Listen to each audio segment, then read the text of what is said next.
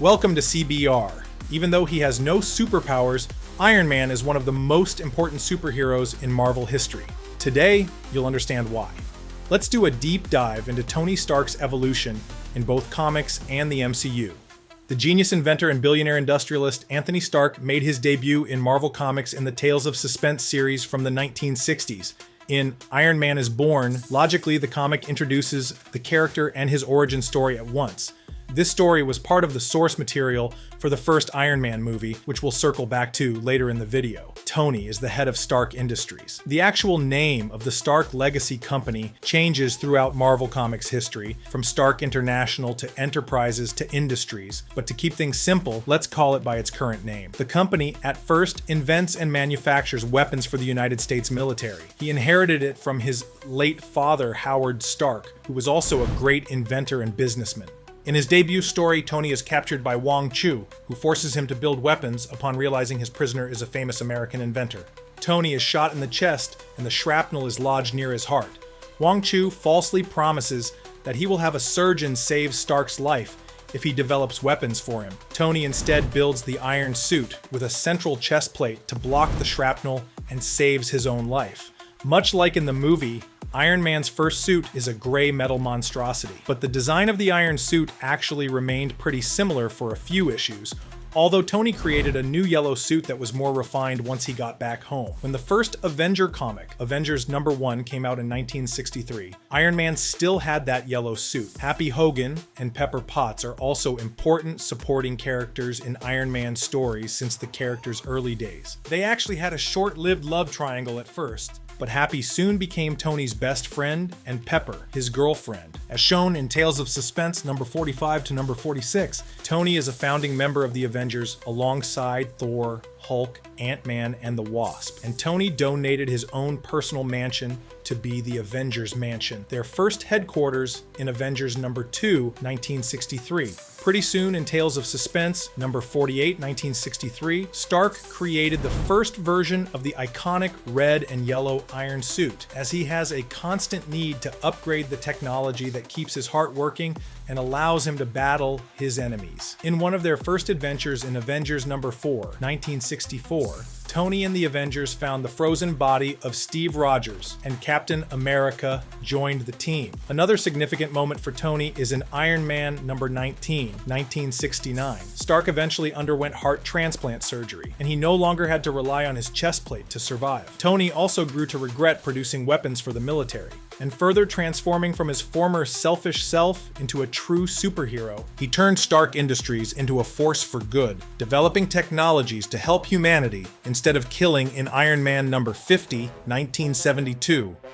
Tony Stark's biggest asset is his genius-level intelligence. He's one of the most intelligent characters in the Marvel Universe, equal to other geniuses like Reed Richards and Bruce Banner. Although it's a divisive debate among fans who is the smartest, everyone agrees Tony is up there with the best. Iron Man, the legend. #1, 1996 revealed that Tony was a child prodigy who graduated from the Massachusetts Institute of Technology with honors at the age of 17. His talent for engineering, invention, and problem solving is what makes Iron Man. As a master engineer and mechanic, Tony is capable of creating and fixing almost any, if not all kinds, of machinery. The fact that he built the first iron suit in captivity is proof enough of his engineering abilities. But being a super genius, he is not only hiding behind the iron suit, he is always the one having brilliant ideas and executing them. For example, during the Operation Galactic Storm event in Iron Man #278, 1992, Tony was able to hack alien technology when fighting the Kree. Even the cosmic entity Eternity has recognized Tony Stark as the universe's greatest engineer. When speaking about Tony in Mighty Avengers #30, 2009, Eternity said something that perfectly encapsulates what Iron Man means. For him, science is a tool which he can use to shape his world and his destiny. Another side to Stark's genius is his talent for business. He took over his father's munitions factory in his early 20s and turned it into the world-renowned technology company that Stark Industries became. In terms of his creations, the Iron Man suit is certainly the most important, but the suit itself is comprised of several different creations merged into one armor. The suit has had several different iterations, but always has shown various different types of weapons and gadgets installed in different parts of it to use in battle. The armor gives Tony super strength, speed, the ability to fly, and much more. It is full of specific functions that Tony developed throughout the decades, including the creation and control of magnetic fields, life support for environments like outer space or underwater, and the capacity to recharge the suit by absorbing energy from any external source. But Tony knew he could not rely on the suit all the time, which is why he also dedicated some of his time to train in combat, even once asking Captain America to be his trainer in Iron Man number 125, 1979.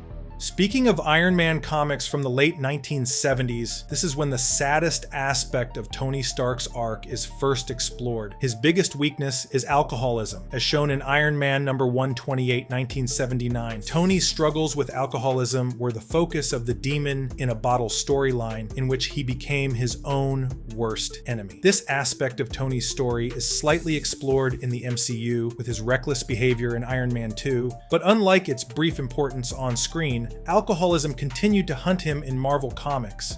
The second story that had him succumb to alcohol came in 1983 and led to Stark losing control of his company to Obadiah Stane. During this time, James Rhodes had to temporarily use the Iron Man armor to deal with the issues Tony should be taking care of in Iron Man 170 to 173, 1983. He was tired of being a hero and wanted to relax and have some fun, as he put it. Thankfully, Tony picks himself back up eventually and takes back control of his company, defeats Obadiah Stane, and resumes his work as Iron Man with the Avengers in Iron Man number 200, 1985. As an Avenger for decades, Stark has seen it all and fought all kinds of enemies. This led him to be one of the founding members of another group. However, unlike the Avengers, this one is a secret organization. One of Stark's biggest secrets is his role within the Illuminati.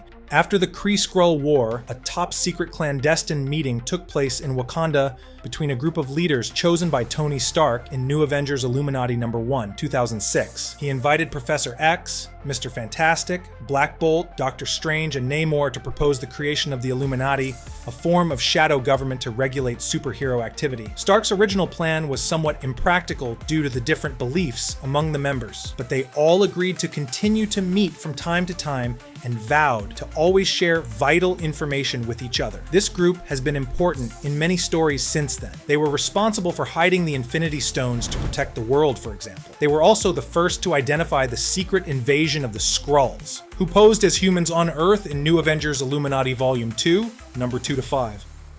Iron Man is also one of the most important Marvel superheroes in adaptations of the comics, from animations to video games, and of course, the MCU.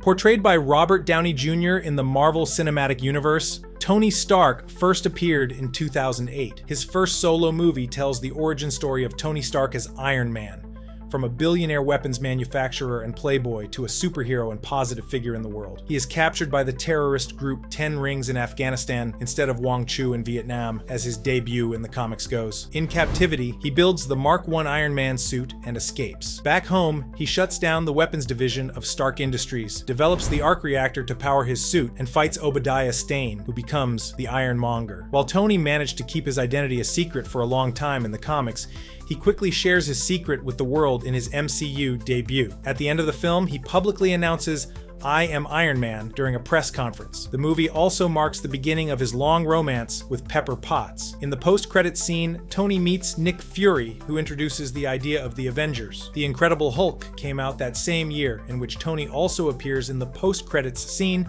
to further tease the Avengers formation. Iron Man 2 partially adapted the Demon in a Bottle storyline, with Tony suffering from palladium poisoning and abandoning his responsibilities. But when Whiplash comes to get revenge, he pulls himself together and brings back Iron Man. The sequel makes James Rhodes wear an iron suit for the first time, becoming War Machine, and also includes Natasha Romanoff as Black Widow, continuing to pave the way for the Avengers. In 2012, Tony becomes one of the founding members of the Avengers in the MCU. Their first on-screen lineup is Iron Man, Captain America, Thor, Hulk, Black Widow, and Hawkeye, and they deal with Loki and the Chitauri invasion. In Iron Man 3, Tony expresses his frustration with relying on technology and even blows up all of his suits. He faces Aldrich Killian, the real mastermind behind Extremis, who kidnaps Pepper and injects her with his substance. She later uses her Extremis powers to kill Killian, and Tony funds a surgery to cure her of extremis.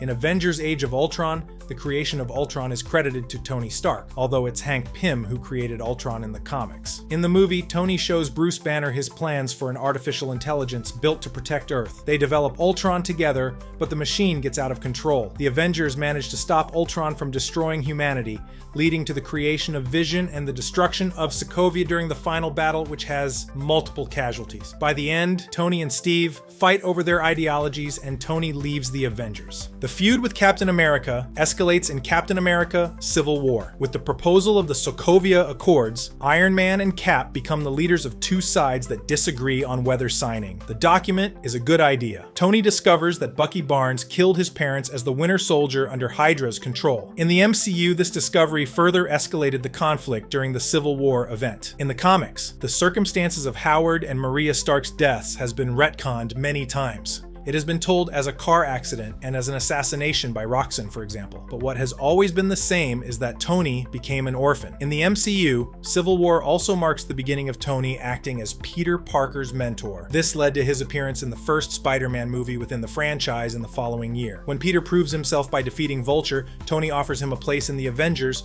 but Peter declines. This aspect of their relationship is unique to the MCU, since they don't have the same age gap and father-son dynamic in the comics. Thanos finally attacks Earth, looking for the Infinity Stones in Avengers Infinity War. Tony and Steve need to leave their differences behind and reunite the Avengers.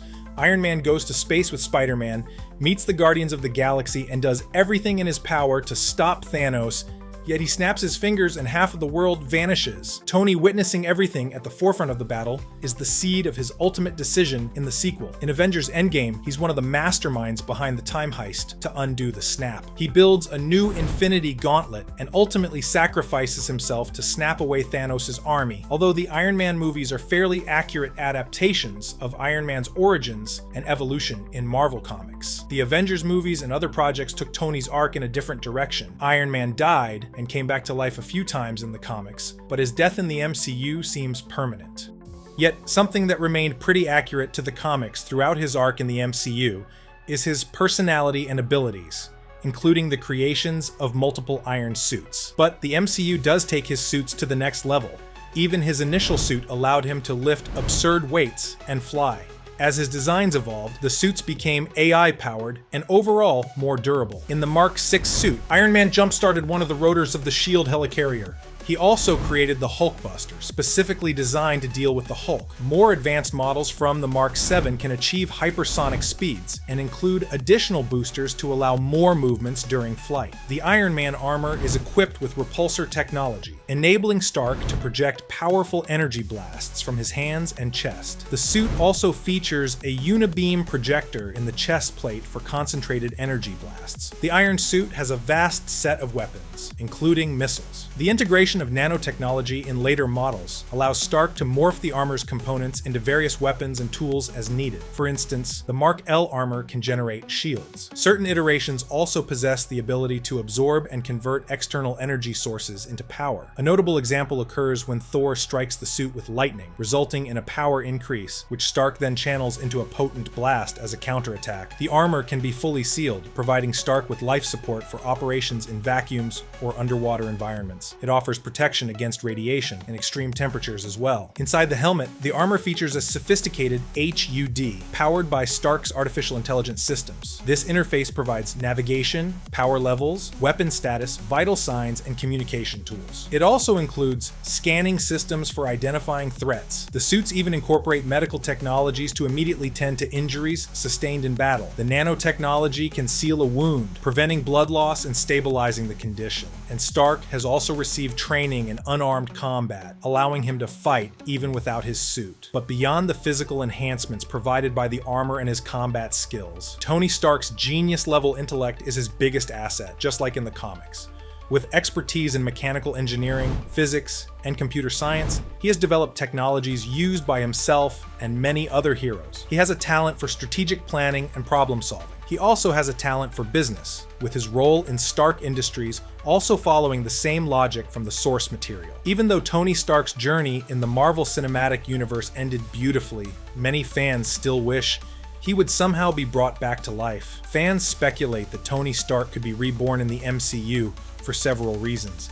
One of them is that Tony dies and comes back to life a few times in Marvel Comics, and he's currently alive in the comics universe. The idea of Tony Stark being trapped inside the Soul Stone is a popular fan theory, stemming from speculation about how the Infinity Stones function in the MCU. Technically, some fans believe that his soul could be rescued from inside the stone.